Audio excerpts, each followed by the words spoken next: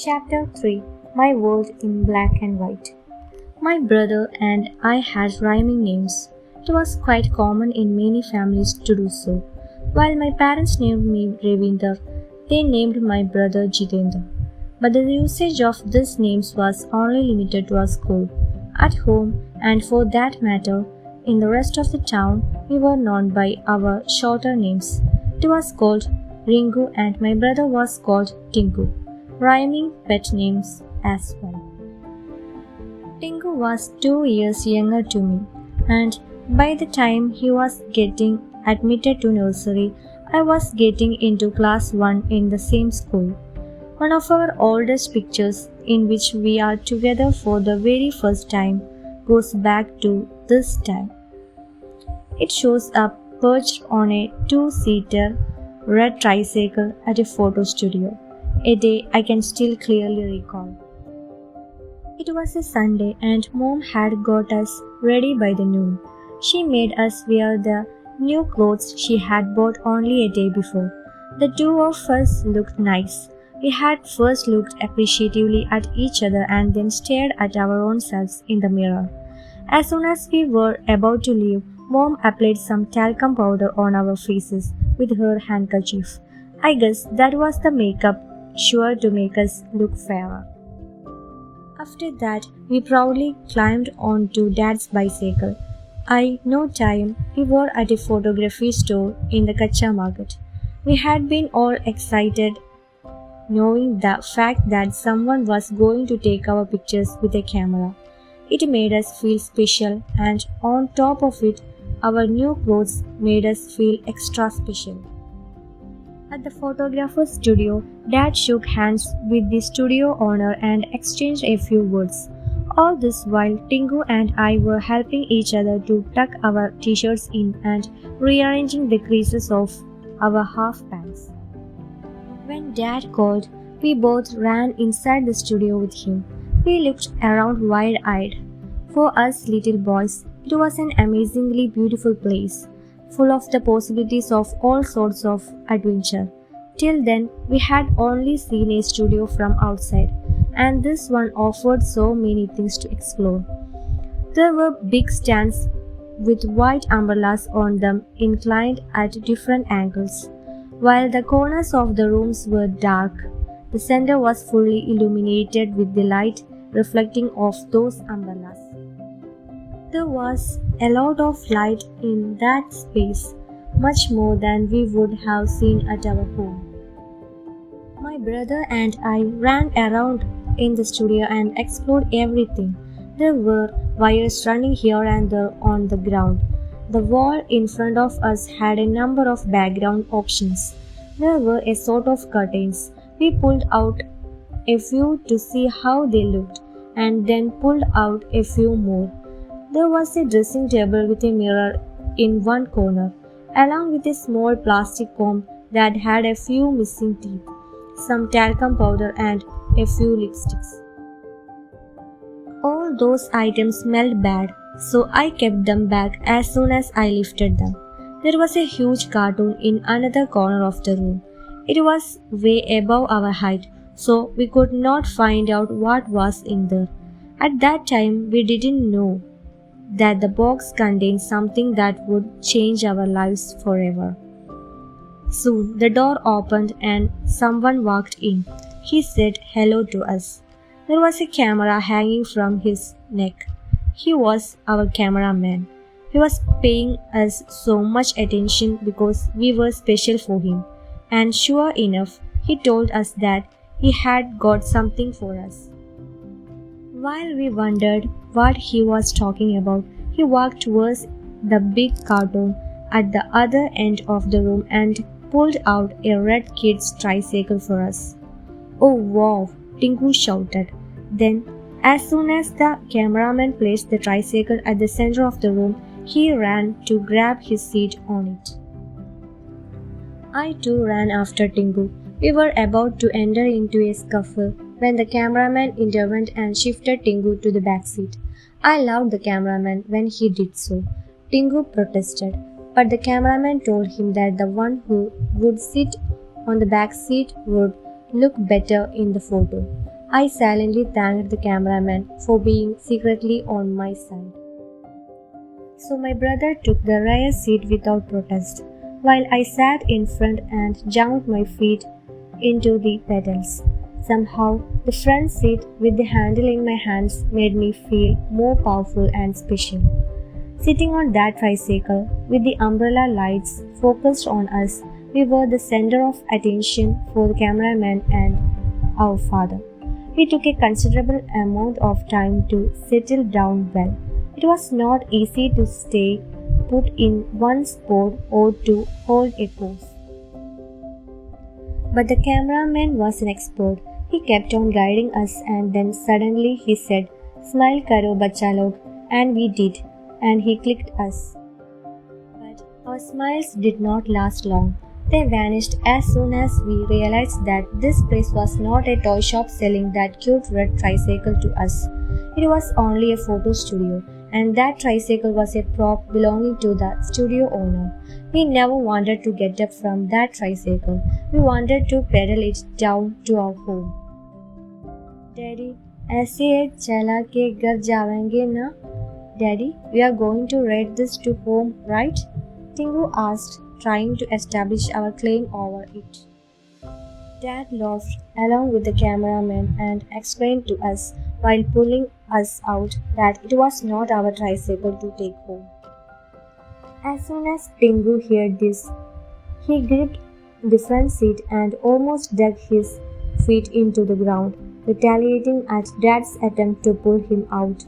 While I had understood the truth and got off, my brother was screaming and shouting. Dad tried to scare him with his big eyes and also raised his forefinger to his lips and said, "Shh." It was a warning for him to stop shouting and behave himself. And thankfully, in no time, his melodrama was over. I held Tingu's hand in mine as the two of us followed Dad out of the room. The red tricycle remained in the center of the room, alone, surrounded by the focused umbrella lights. It was heartbreaking to leave that beautiful toy there. But I will never forget my younger brother's eyes in those last moments when Dad was making the payment at the counter on the other side of the room. As the two of us stood next to Dad, another family with two kids entered the studio. The same cameraman led them to the same tricycle. The kids joyfully ran towards it and climbed up the seats of the tricycle, which was only a few moments back Ringu and Tingu's tricycle, our tricycle. The parents lovingly adjusted the positions of their kids on the tricycle. It was as if, right in front of our eyes, those kids were celebrating their victory. My brother stood calmly and watched everything without blinking. I watched that family and then turned to look at my brother. I felt protective of him. It hurt me that he had wanted something so much, and yet he couldn't have it. Soon, Dad was through with the payment and asked us to follow him back home. I remember saying those final words to my brother as I continued to hold his hand. "ये तो छोटा tricycle है, ऐसी तो वड्डी cycle लावांगे. This is a small tricycle, we will buy a bigger one." It was my way of consoling him. With that, I tightened my grip over his hand and we walked out of the studio. "Heads, I will stay back. Tails, you will," he suggests. The sound of gunfire and the boulders behind which they are hiding in the hills fill in the entire scene. He tosses the coin. It's heads. Jay shows the coin on his palm to Viru and asks him to immediately leave along with Vasanthi and come back with 4 cartons of ammunition. Soon he's all by himself, fighting the bandits on the plateau. I believe he will make it. I believe he will kill everyone the way he has done so far. But the next time he opens the chamber of his revolver, there is only one bullet in it. Something tells me that he is going to do wonders with that one bullet. He has to. That is when he spots a bomb over the wooden bridge which is the only connection between him and the bandits. But time is running out. The bandits have already stepped onto that bridge and are making their way towards him. He has all my attention. It is a dangerous moment. I love Jay and I want him to win, but he's all alone. I cross my fingers. I shout and tell him to wait and not to come out into the open. He's safe there behind the rocks. Besides, I am furious at Viru, who has not yet come back with the ammunition. Viru kyun nahi aa raha? I shout and leap up, wondering why Viru has not showed up. Just then, from behind the rock, Jay jumps out into the open to pick up an abandoned revolver. Oh no, Jay! I shout and inch closer to the TV set. His body rolls in the dust. A few more rounds of fire are heard. I am worried about Jay. I pray to God for his safety. He picks up that revolver and walks straight to the bridge. The bandits are advancing from the other side. Oh God, I say and grab my forehead in my hands. Jay takes an aim at the bomb with his revolver in the left hand. Right then, I see a spot of blood oozing out of his body. Shit, goli lag gayi Jay ko. I scream. Jay has been shot. An injured Jay shoots at the bomb. It explodes, and the bridge collapses. A few bandits are killed, while the rest of them run away. The blood-soaked Jay is lying on the ground. Viru arrives on his horse and calls out Jay's name. My heart sinks to see Jay lying like that in Viru's lap. He says that he won't be able to tell their stories to Viru's children. That confirms he is not going to survive. I am about to break down. I still pray to God that my fear should not come true.